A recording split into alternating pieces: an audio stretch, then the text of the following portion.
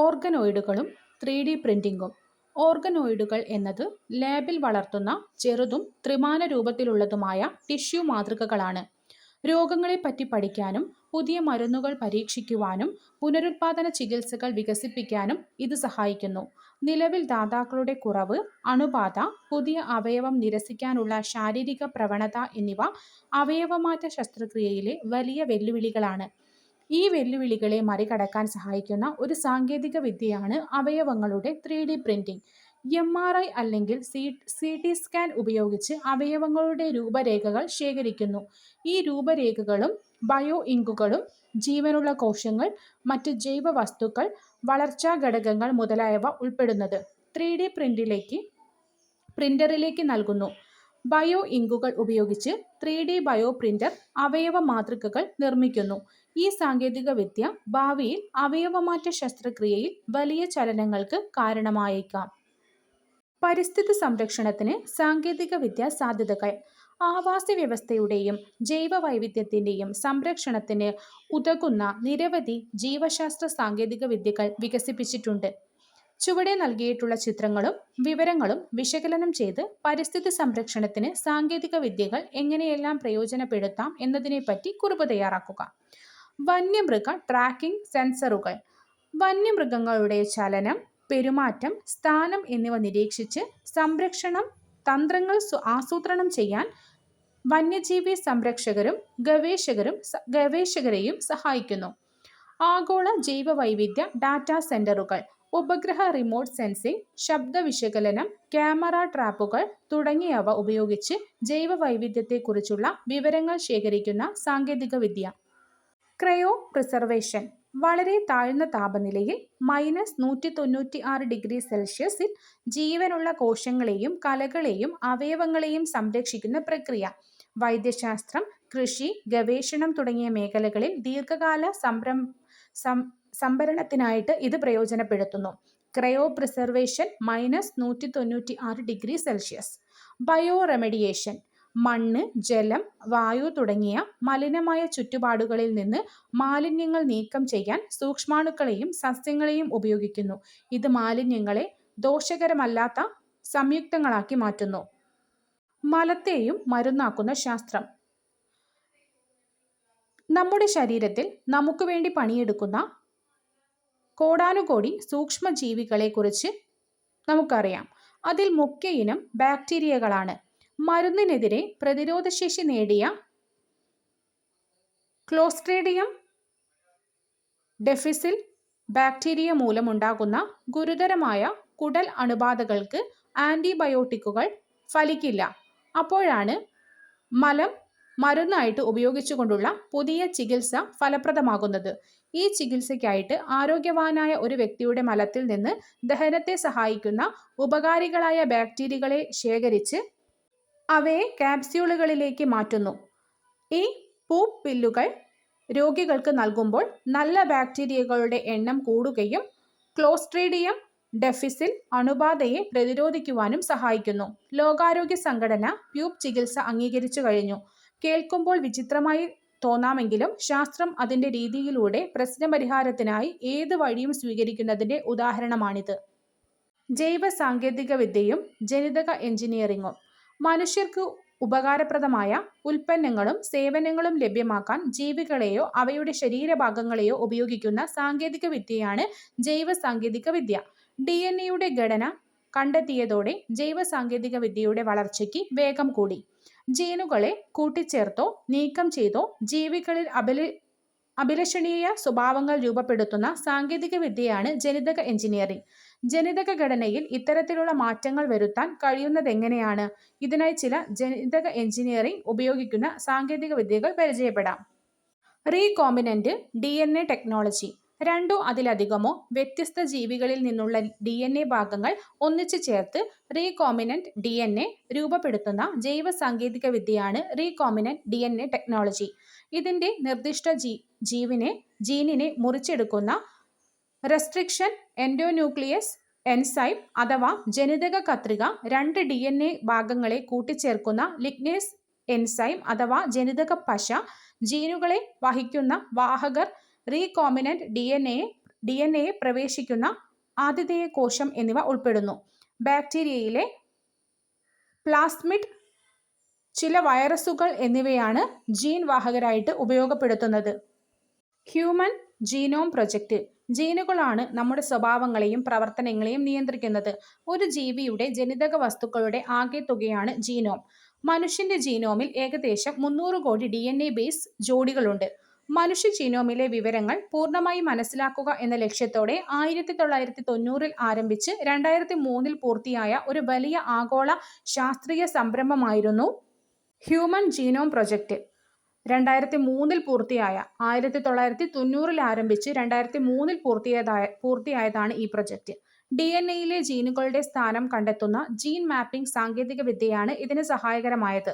Gene therapy. നമ്മുടെ ശരീരത്തിലെ ജീനുകൾക്ക് തകരാറുകൾ ഉണ്ടാകുമ്പോൾ പല രോഗങ്ങളും ഉണ്ടാകാം.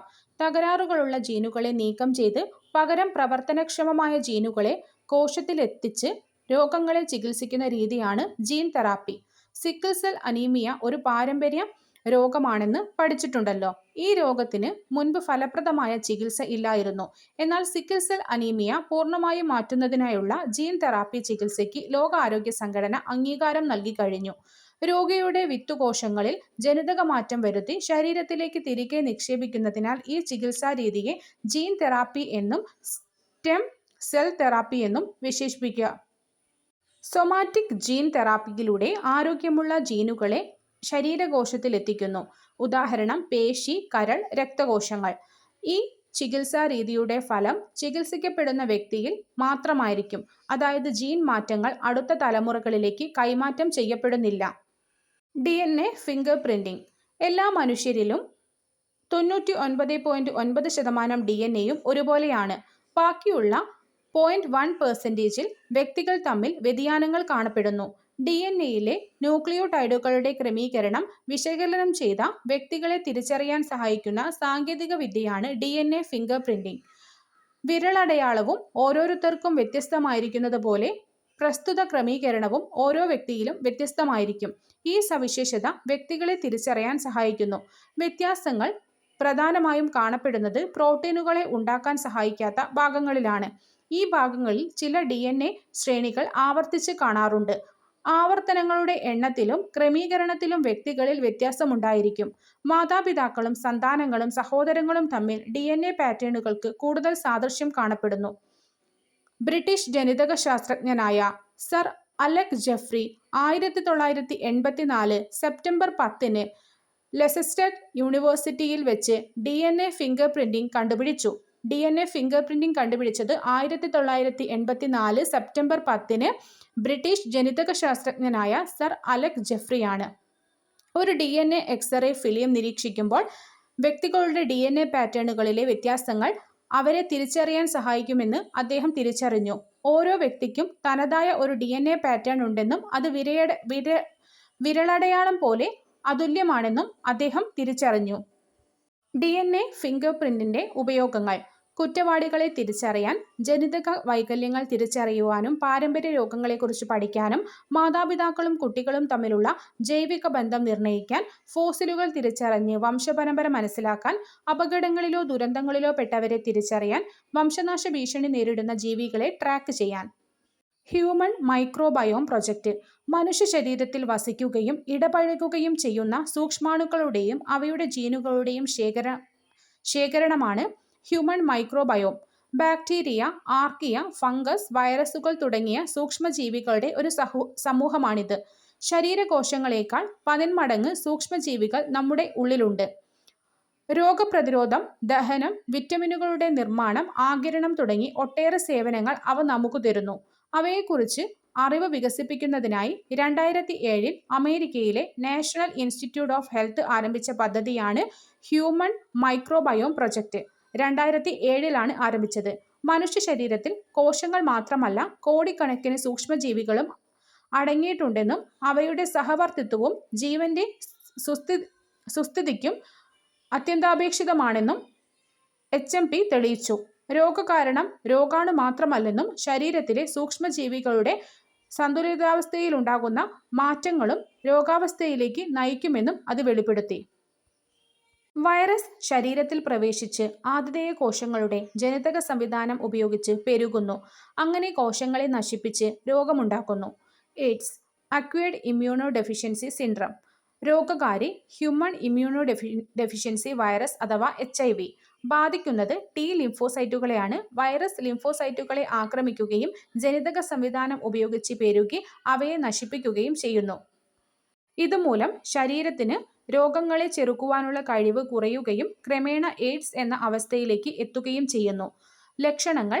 പ്രാരംഭ ലക്ഷണങ്ങൾ മറ്റ് വൈറസ് രോഗങ്ങളുടേതിന് സമാനമാണെങ്കിലും രോഗപ്രതിരോധ ശേഷി കുറയുകയും ന്യൂമോണിയ, ക്ഷയം, ചിലയിനം ക്യാൻസർ തുടങ്ങിയവ വിവിധ മാരക രോഗങ്ങൾ ബാധിക്കാം. HIV ബാധിതരുമായുള്ള ലൈംഗിക ബന്ധത്തിലൂടെ HIV വിമുക്തമല്ലാത്ത സൂചികളും സിറിഞ്ചുകളും പങ്കുവയ്ക്കുന്നതിലൂടെ HIV അടങ്ങിയ രക്തമോ അവയവമോ സ്വീകരിക്കുന്നതിലൂടെ HIV ബാധിതരായ അമ്മയിൽ നിന്ന് ഗർഭസ്ഥ ശിശുവിലേക്കെല്ലാം ഇത് പകരുന്നു. ചികിത്സ. എയ്ഡ്സ് പൂർണ്ണമായി ഭേദമാക്കാൻ നിലവിൽ മരുന്നുകളില്ല. എന്നാൽ ആന്റി റിട്രോവൈറൽ തെറാപ്പി വഴി വൈറസിന്റെ പെരുകൽ നിയന്ത്രിക്കുവാനും രോഗികളുടെ പ്രതിരോധശേഷി നിലനിർത്തുവാനും സഹായിക്കുന്നു. Sickle cell anaemia. കാരണം ഗ്ലോബിൻ ഉൽപാദനത്തെ നിയന്ത്രിക്കുന്ന ജീനിന്റെ തകരാറ്. ബാധിക്കുന്ന വിധം. ചുവന്ന രക്തകോശങ്ങൾ അരിവാൾ ആകൃതിയിൽ ആകുന്നു. ചുവന്ന രക്തകോശങ്ങളുടെ ഓക്സിജൻ വാഹകശേഷി കുറയുന്നു. രൂപമാറ്റം വന്ന ചുവന്ന രക്തകോശങ്ങൾ ലോമികകളിൽ തങ്ങി നിന്ന് രക്തപ്രവാഹം തടയുന്നു. രൂപമാറ്റം വന്ന ചുവന്ന രക്താണുക്കളുടെ ചിത്രം ചുവടെ നൽകിയിട്ടുണ്ട്. ഹീമോഫീലിയ. രക്തം കട്ടപിടിക്കുവാനുള്ള പ്രോട്ടീനുകളുടെ ഉൽപാദനത്തെ നിയന്ത്രിക്കുന്ന ജീനിന്റെ തകരാറ്. ബാധിക്കുന്ന വിധം. രക്തം കട്ടപിടിക്കാൻ സഹായിക്കുന്ന പ്രോട്ടീനിന്റെ അഭാവം. ചെറിയ മുറിവുകളിൽ നിന്നുപോലും അമിത രക്തസ്രാവം. ഹോമിയോപ്പതി. ജർമ്മൻ ഡോക്ടറായിരുന്ന സാമുവൽ ഹാനിമാൻ മുന്നോട്ടുവെച്ച ചികിത്സാ രീതിയാണ് ഹോമിയോപ്പതി. ആരോഗ്യമുള്ള ഒരാളിൽ രോഗലക്ഷണങ്ങൾ ഉണ്ടാക്കുന്ന പ്രകൃതിദ്രവ്യങ്ങളുടെ നേർപ്പിച്ച മാത്രകൾ ഉപയോഗിച്ച് രോഗത്തെ നിയന്ത്രിക്കുന്ന ചികിത്സാ രീതിയാണിത്. ആധുനിക വൈദ്യശാസ്ത്രത്തിന് അടിത്തറ പാകിയത് ഗ്രീക്ക് വൈദ്യശാസ്ത്രജ്ഞനായ ഹിപ്പോക്രാറ്റസ് ആയിരുന്നു. രോഗങ്ങളുമായി ബന്ധപ്പെട്ട അന്ധവിശ്വാസങ്ങളെ തിരുത്തി രോഗകാരികൾ, രോഗനിർണയം, മരുന്നുകൾ എന്നിവയ്ക്ക് പ്രാധാന്യം നൽകിയ ചികിത്സാ രീതിയാണിത്. അലക്സാണ്ടർ ഫ്ലെമിങ്ങും പെൻസിലിനും. സ്കോട്ടിഷ് ബാക്ടീരിയോളജിസ്റ്റായ അലക്സാണ്ടർ ഫ്ലെമിംഗ് 1928 ആകസ്മികമായി പെൻസിലിൻ കണ്ടെത്തി. സ്റ്റാഫിലോകോക്കസ് ബാക്ടീരിയ അടങ്ങിയ പെട്രി ഡിഷിൽ പെനിസിലിയം നോട്ടാറ്റം എന്ന ഫംഗസ് വളർന്നപ്പോൾ അത് ബാക്ടീരിയകളെ നശിപ്പിക്കുമെന്ന് അദ്ദേഹം ശ്രദ്ധിച്ചു. മനുഷ്യകോശങ്ങളെ നശിപ്പിക്കാതെ ബാക്ടീരിയകളെ കൊല്ലുന്ന ലോകത്തിലെ ആദ്യത്തെ ആന്റിബയോട്ടിക് ആയിരുന്നു ഇത്. ഫ്ലെമിംഗ് പെൻസിലിൻ ശുദ്ധീകരിക്കാൻ കഴിഞ്ഞില്ലെങ്കിലും ഒരു ദശാബ്ദത്തിനു ശേഷം ഹോവാർഡ് ഫ്ലോറിയും എർണസ്റ്റ് ബോറിസ് ചെയിനും ചേർന്ന് അത് ശുദ്ധീകരിക്കുകയും രണ്ടാം ലോക യുദ്ധകാലത്ത് വലിയ തോതിൽ ഉൽപ്പാദിപ്പിക്കുകയും ചെയ്തു. ഈ കണ്ടെത്തൽ വൈദ്യശാസ്ത്രത്തിൽ വിപ്ലവം സൃഷ്ടിച്ചു. 1945 ഫ്ലെമിങ്ങിനും ഫ്ലോറിക്കും ചെയിനിനും ഇതിന് നൊബേൽ സമ്മാനം ലഭിച്ചു. ഇത് ആന്റിബയോട്ടിക് യുഗത്തിന് തുടക്കം കുറിച്ചു. ജന്തുരോഗങ്ങൾ. രോഗകാരി. ബാധിക്കുന്നത് പ്രതിരോധം. കുളമ്പ് രോഗം ഒരു വൈറസ് രോഗമാണ്. കന്നുകാലികളെ, പശു, എരുമ എന്നിവയെ ബാധിക്കുന്നു. വാക്സിനാണ് പ്രതിരോധം. ആന്ത്രാക്സ് ബാക്ടീരിയ രോഗമാണ്. കന്നുകാലികളെ ബാധിക്കുന്നു. വാക്സിനേഷൻ വഴി നമുക്ക് പ്രതിരോധിക്കാം. അകിടവീക്കം ബാക്ടീരിയ രോഗമാണ്. കന്നുകാലികളെ ബാധിക്കുന്നു. വാക്സിൻ പ്രതിരോധം. കോഴി വസന്ത വൈറസ് രോഗമാണ്. കോഴി, താറാവിന് വാക്സിൻ. ഇതിൻ്റെ എല്ലാം പ്രതിരോധം വാക്സിനേഷനാണ്. ഇതിൽ കുളമ്പ് രോഗവും കോഴി വസന്തയും വൈറസ് രോഗവും, ആന്ത്രാക്സും അകിടവീക്കവും ബാക്ടീരിയ രോഗവുമാണ്. രോഗകാരി. ലക്ഷണങ്ങൾ. വഴുതനയുടെ വാട്ടം. ബാക്ടീരിയ ആണ് രോഗകാരി. ഇളം ഇലകൾ പെട്ടെന്ന് വാടിപ്പോകുന്നു. ക്രമേണ ഇലകൾ മഞ്ഞനിറമാകും. വളർച്ച മുരടിക്കുകയും ശാഖകൾ കുറയുകയും ചെയ്യുന്നു. നെല്ലിന്റെ ബ്ലൈറ്റ് രോഗം. ഇതും ഒരു ബാക്ടീരിയ രോഗകാരിയാണ് പരത്തുന്നത്. ഇലകളിൽ വട്ടത്തിലുള്ള മഞ്ഞ പുള്ളിക്കുത്തുകൾ. നെന്മണികളിൽ പുള്ളിക്കുത്തുകൾ. വാഴയുടെ കുറുനാമ്പ് രോഗം വൈറസ് രോഗമാണ്. ഇലകൾ നീളവും വീതിയും കുറഞ്ഞ് കുറുകി കുത്തനെ ഉയർന്നു നിൽക്കുന്നു. വളർച്ച മുരടിക്കുന്നു. മരച്ചീനിയിലെ മൊസൈക്ക് രോഗം വൈറസ് രോഗമാണ്. പ്രാരംഭഘട്ടത്തിൽ ഇലകളിൽ ഇളം മഞ്ഞ നിറമുള്ള പാടുകൾ ഉണ്ടാകുന്നു. ഇവ ക്രമേണ വെള്ളനിറമാകുന്നു. ചെടിയുടെ വളർച്ച മുരടിക്കുകയും കിഴങ്ങിന്റെ വലിപ്പം കുറയുകയും ചെയ്യുന്നു. തെങ്ങിന്റെ കൂമ്പ് ചീയൽ ഫംഗസ് ആണ് രോഗകാരി. ഇളം ഇലകൾ മഞ്ഞ നിറമാകുന്നു. കൂമ്പ് വാടി താഴേക്ക് വീഴുന്നു. കുരുമുളകിന്റെ ദ്രുതവാട്ടം ഇതും ഒരു ഫംഗസ് രോഗമാണ്. ഇലകളിലും തണ്ടുകളിലും നനഞ്ഞ പാടുകൾ, ഇലകൾ കൊഴിയുകയും ചെടി പെട്ടെന്ന് വാടുകയും ചെയ്യുന്നു. ഇതിൽ വഴുതനയുടെ വാട്ടം, നെല്ലിന്റെ ബ്ലൈറ്റ് രോഗം എന്നിവ ബാക്ടീരിയ രോഗവും, വാഴയുടെ കുറുനാമ്പു രോഗവും, മരച്ചീനിയിലെ മൊസൈക്ക് എന്നിവ വൈറസ് രോഗവും, തെങ്ങിന്റെ കൂമ്പ് ചീയലും കുരുമുളകിന്റെ ദ്രുതവാട്ടവും ഫംഗസ് ആണ്. തെങ്ങിന്റെ കൂമ്പ് ചീയൽ, കുരുമുളകിന്റെ ദ്രുതവാട്ടം ഫംഗസ്, വാഴയുടെ കുറുനാമ്പ് രോഗവും മരച്ചീനിയിലെ മൊസൈക്ക് രോഗവും വൈറസ് രോഗങ്ങളാണ്.